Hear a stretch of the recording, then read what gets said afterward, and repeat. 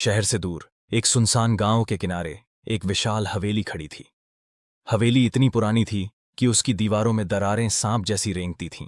लकड़ी के दरवाजे हवा में अपने आप चर्र चर्र करते थे और छत से लटकते झूमर धूल की मोटी परत से ढक चुके थे। कहते हैं ये हवेली करीब 150 साल पुरानी थी। इसके मालिक एक जमींदार थे जिनका परिवार अचानक रहस्यमयी हालात में खत्म हो गया था। मौतें इतनी अजीब थीं कि गांव वालों ने हवेली के पास जाना ही छोड़ दिया। गांव के बुजुर्ग बताते थे कि रात में हवेली से फुसफुसाहटें आती हैं, जैसे कोई पुरानी कहानियां सुना रहा हो। कभी कभी खिड़की से सफेद साड़ी में औरत झांकती दिखती, तो कभी सीढ़ियों पर किसी के भारी कदमों की आहट सुनाई देती। कई बार लोगों ने हवेली के अंदर जाने की कोशिश की, लेकिन जो भी गया वो बदल कर लौटा। उनकी आंखें डर से चौड़ी हो चुकी होतीं और होंठ हमेशा कांपते रहते, जैसे उन्होंने कुछ ऐसा देखा हो जिसे शब्दों में बयां करना मुमकिन ही न हो। अफवाह थी कि हवेली के हर कमरे में एक एक आत्मा कैद है, कुछ दुखी, कुछ गुस्सैल और कुछ ऐसी जो बस तुम्हें अपने साथ हमेशा के लिए रखना चाहती है। एक बार 3 दोस्तों ने हिम्मत की और रात के ठीक 12 बजे हवेली में दाखिल हुए। तीनों दोस्त आर्यन, विवेक और समीर हाथों में टॉर्च लिए हवेली के भारी जंग लगे गेट को धक्का देकर अंदर दाखिल हुए। गेट खुलते ही उसकी चर्र चर्र की आवाज जैसे पूरी रात में गूंज गई।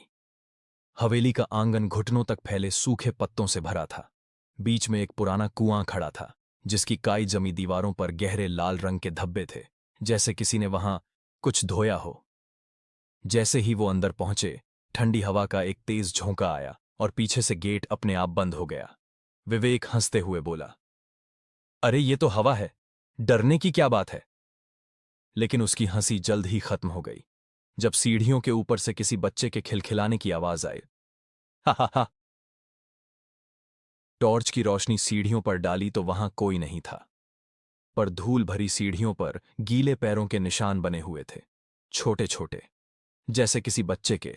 आर्यन ने कांपते हाथ से दरवाजा खोला और तीनों एक बड़े हाल में पहुंचे। दीवारों पर पुराने जमींदार और उनके परिवार की धुंधली तस्वीरें लटकी थीं। पर एक अजीब बात थी, हर तस्वीर में परिवार के सभी लोग मौजूद थे, सिवाय एक छोटे लड़के के, जिसकी तस्वीर हर बार फटी हुई थी और चेहरा गायब। अचानक झूमर जोर जोर से हिलने लगा। हवा बिल्कुल नहीं थी, फिर भी झूमर अपनी जगह से टूटकर नीचे गिर पड़ा। समीर पीछे हटने ही वाला था कि उसके कान के पास कोई फुसफुसाया, तुम देर से आए हो, अब तुम यहां से नहीं जा सकते। वो चीख पड़ा। टॉर्च नीचे गिर गई। रोशनी फर्श पर घूमते घूमते एक कोने में पहुंची और वहां एक सफेद साड़ी में औरत, जिसके चेहरे पर आंखें नहीं थीं, धीरे धीरे उनकी तरफ बढ़ रही थीं। उसके पैरों की आवाज नहीं आ रही थी, पर हर कदम के साथ पूरा कमरा ठंडा होता जा रहा। उसकी बिना आंखों वाली खाली काली गुफाओं जैसी जगह से ठंडी हवा निकल रही थी।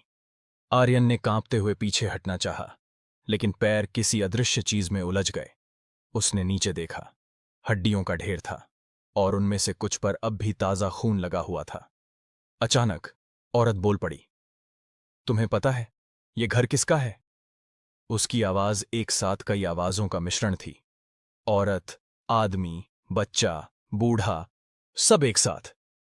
विवेक ने हिम्मत करके पूछा, तुम कौन हो? औरत धीरे धीरे मुस्कुराई, मैं वो हूं जो तुम्हें यहां लाई। मैं इस घर की रखवाली करती हूं ताकि कोई मेरी गलती से भाग न सके। जैसे ही उसने ये कहा, कमरे की दीवारें धीरे धीरे पिघलने लगीं। उनके पीछे लोहे के पिंजरे दिखाई देने लगे और उन पिंजरों में लोग बैठे थे, कुछ बूढ़े, कुछ जवान और कुछ बच्चे। सबकी आंखें सफेद, जैसे वो जिंदा नहीं थे, लेकिन पूरी तरह मरे भी नहीं। समीर ने डर के मारे चिल्लाया, हमें जाने दो। औरत ने हंसते हुए कहा, तुम अब उनका हिस्सा हो जाओगे, जैसे वो छोटे लड़के का परिवार हुआ था। अचानक दीवार पर लगी जमींदार परिवार की तस्वीर चमकने लगी।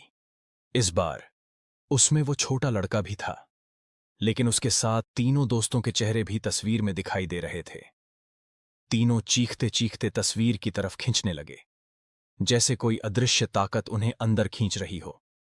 वो आखिरी बार आर्यन की टॉर्च जमीन पर गिरी और उसकी रोशनी बुझ गई। गांव वालों का कहना है कि अब उस हवेली में रात के समय 4 और परछाइयां घूमती दिखती हैं और कभी कभी गेट के पास से कोई फुसफुसाता है, अगला कौन आएगा?